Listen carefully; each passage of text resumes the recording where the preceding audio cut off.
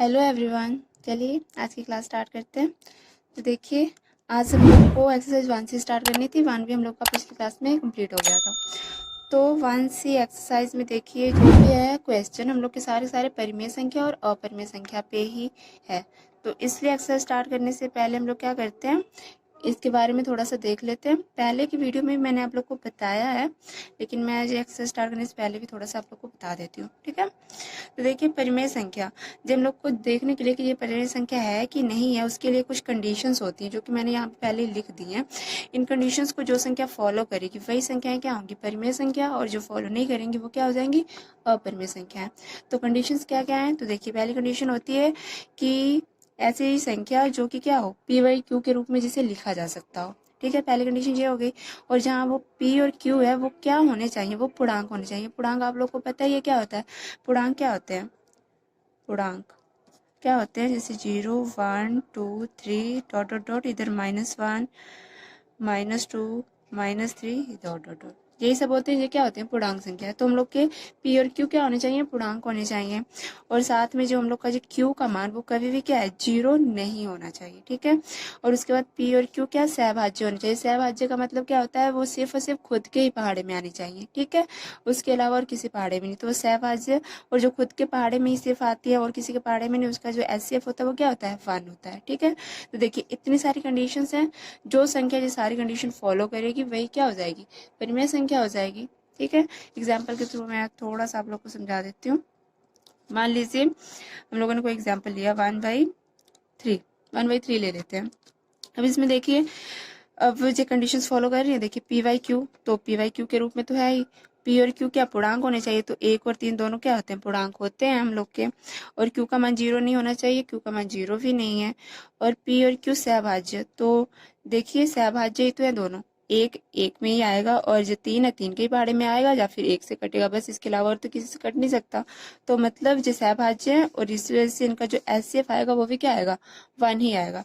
तो ये सारी कंडीशन क्या कर रही है, फॉलो कर रही है, इसलिए ये क्या हो जाएंगे, परिमेय संख्याएं हो जाएंगी। तो ऐसी बहुत सारी, जैसे मान लीजिए 0 0 को ले लेते हैं, तो कोई कहेगा 0 0 को मतलब 0 में अक्सर लोग कंफ्यूज हो जाते हैं, लेकिन 0 भी क्या है, परिमेय संख्या है। कैसे, देखिए अगर हम लोग को देखना है कि पी वाई क्यू के रूप में, तो हम लोग क्या इसको फिर 1 लिख सकते हैं ना, ऐसे लिख दिए तो ये क्या हो गया, पी वाई क्यू के रूप में हो गया। पूर्णांक तो देखिए 0 और 1 दोनों पूर्णांक में आते हैं, तो पूर्णांक भी है हम लोग का।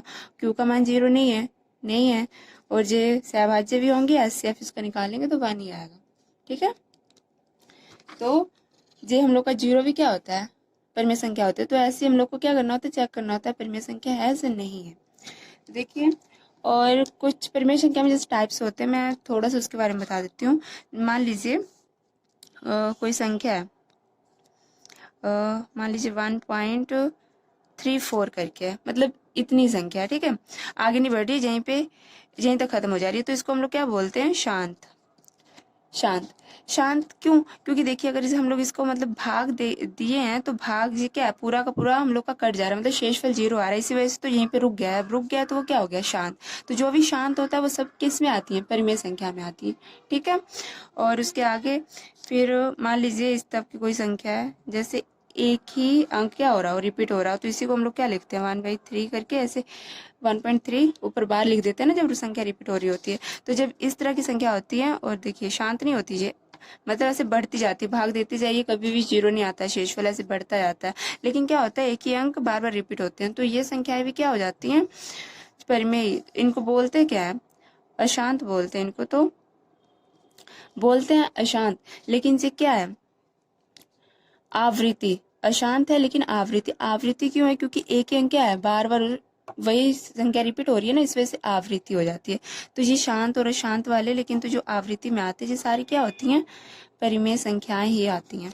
लेकिन इसी तरह की देखिए, शांत वाली तो सारे परिमेय आएंगे, लेकिन अशांत में कुछ ऐसी संख्याएं होती हैं जो एक ही अंक होते हैं, रिपीट नहीं हो रहे होते हैं, वो मतलब चेंज होते रहते हैं, मतलब कोई मतलब क्या है, बार बार एक ही अंक नहीं आएगा, जैसे एक बार 3 4 5 करके आ गया, फिर कुछ और आ गया, मतलब एक ही अंक बार बार रिपीट नहीं होते हैं, तो वो अशांत भी होते हैं, और अनावृत्ति कहते हैं उनको। जब अनावृत्ति हो जाएंगे तो वो किस में आते हैं, अपरिमेय में आते हैं, परिमेय में नहीं आते हैं।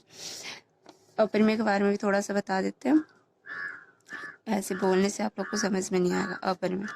तो देखिए पहले तो ये सारी जो कंडीशन मैंने लिखी है ऊपर, अगर ये सारी की सारी फॉलो करके तो परिमेय, फॉलो नहीं की तो वो अपरिमेय। ये तो आप लोग को पता चल गया। लेकिन कुछ संख्याएं देखिए जिनको डायरेक्ट आप लोग बता सकते हो कि वो अपरिमेय। जैसे कि कोई भी अगर अभाज्य संख्या है उसको हम लोग अंडर रूट में लिखेंगे तो वो सारी सारी क्या होगी, अपरिमेय। तो अभाज्य संख्याएं मैंने पहले बताई थी। अभाज्य संख्याएं क्या, जैसे कि 2, 3, 5, 7 और भी बहुत सारी होती हैं। तो ये सारी क्या है, भाज्य संख्या है, वो सारी अंडर रूट में। तो ये सारी क्या है, देखते ही आप लोग बता दो क्या है, अपरिमेय संख्या। ठीक है, जी चेक करने की जरूरत ही नहीं है। मतलब चेक भी करोगे तो आप लोग का ये सारी कंडीशन फॉलो नहीं करेगी तो अपरिमेय आएगा। तो चेक करने की जरूरत नहीं है, डायरेक्ट आप लोग देख के बता सकते हो। अभाज्य संख्या अंडर रूट में है तो वो क्या हो जाएगी, वो अपरिमेय ही हो जाएगी। ठीक है। और ऐसे जो अनावृत्ति वाला बताया, मान लीजिए कोई संख्या है इस तरह से करके है, ऐसे करके है, तो देखिए पहले तो शांत नहीं हो रही है, अशांत है। और दूसरे देखिए एक ही अंक बार बार रिपीट नहीं हो रहा है। यहाँ पे क्या है, 0 है, 1 है, उसके बाद डबल 0 आ गया, फिर 1, फिर ट्रिपल 0 आ गया। मतलब एक जैसा नहीं दिख रहा है, एक जैसा नहीं दिख रहा है ना। और साथ में अशांत भी है, तो इसको हम लोग बोलते हैं अशांत अनावृत्ति। ऊपर जो था वो आवृत्ति था और ये अनावृत्ति है, तो ये सारी क्या हो जाती है हम लोग की, अपरिमेय संख्या। ठीक है। तो आप लोग को परिमेय अपरिमेय तो अच्छे से समझ में आ गया होगा। अब नहीं आया तो एक बार और इस वीडियो को पीछे करके देख लीजिएगा। ठीक है। अब हम लोग एक्सरसाइज पे चलते हैं। एक्सरसाइज का पहला क्वेश्चन देखते हैं क्या दिया है। देखिए एक्सरसाइज का पहला क्वेश्चन क्या दिया हुआ है, सिद्ध कीजिए कि 3√3 एक परिमेय संख्या नहीं है। मतलब इसके पूछने का मतलब है कि वो परिमेय संख्या नहीं है, मतलब अपरिमेय संख्या। तो वही हम लोग को क्या करना है, सिद्ध करना है। तो लिख लेते हैं, क्या सिद्ध करना है, सिद्ध करना है क्या कि 3√3 एक परिमेय संख्या नहीं है। ठीक है, ये सिद्ध करना है हम लोग को। तो हम लोग इस क्वेश्चन को सॉल्व कर लेते हैं जल्दी से। मेरा पेन मिल गया। तो देखिए, तो जब भी इस तरह की संख्या मतलब क्वेश्चन आता है हम लोग को, तो जो दिया होता है ना हम लोग हमेशा उसका उल्टा मानते हैं। जहाँ पे क्या दिया, परिमेय संख्या नहीं है, तो हम लोग मानेंगे कि परिमेय संख्या है, हमेशा उल्टा मानते हैं। और जी आगे पता चलेगा हम लोग ऐसा करते क्यों है। देखिए माना 3√3 क्या है, एक परिमेय संख्या है। ठीक है, जी हम लोग मान लेंगे। अब जी हम लोग को पता है अगर जी परिमेय संख्या है तो इसको किस रूप में लिख सकते हैं, सॉरी इसको लिख सकते हैं PY Q के रूप में। ऊपर मैंने ये आप लोग को बताया था, जो कंडीशन में था। और ये सारी जो कंडीशंस थी ना वो यहाँ पे लिखनी पड़ती है हम लोग को। Q का मान क्या है, 0 नहीं हो सकता। और यहाँ पे जो है P व Q क्या होने चाहिए, पूर्णांक होने चाहिए। और साथ में हम लोग का जो P व Q है वो क्या होने चाहिए, सहभाज्य होने चाहिए।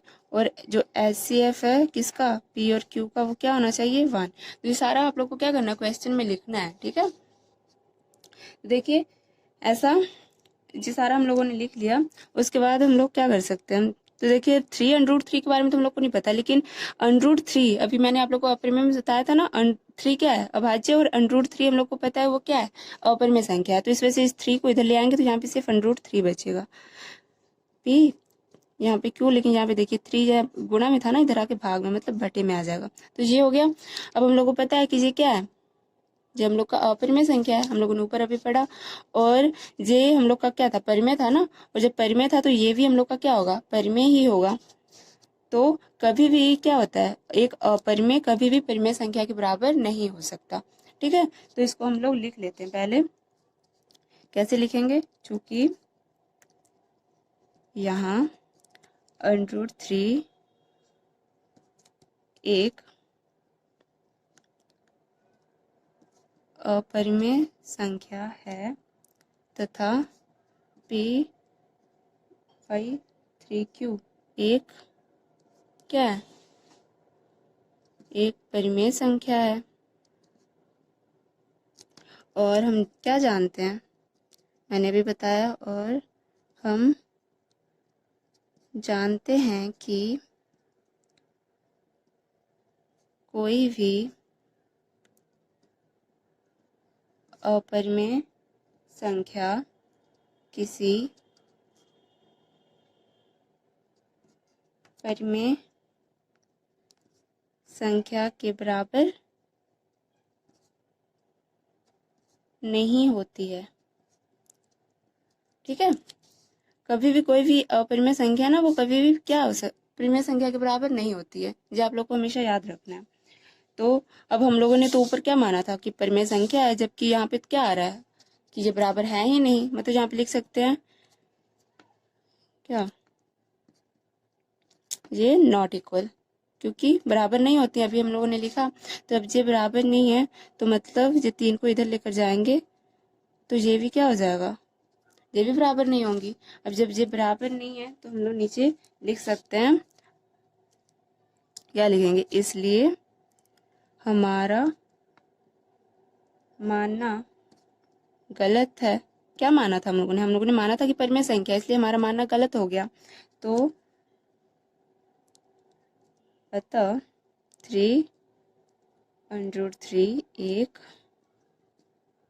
परिमेय संख्या नहीं है। ठीक है, बस इतना ही हम लोग को करना था और कुछ नहीं, बस हम लोग को दिखाना था कि ये क्या है, बराबर नहीं आ रहा है।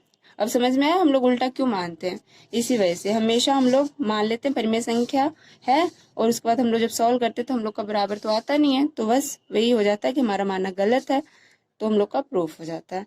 तो बस आज की क्लास हम लोग यही तक रखते हैं। आई होप आप लोग को क्वेश्चन समझ में आया होगा। नहीं समझ में आया होगा तो इसको एक बार और इस वीडियो को देखिएगा, तब आप लोग को अच्छे से समझ में आ जाएगा। ठीक है, बाकी क्वेश्चन नेक्स्ट क्लास में। बाय।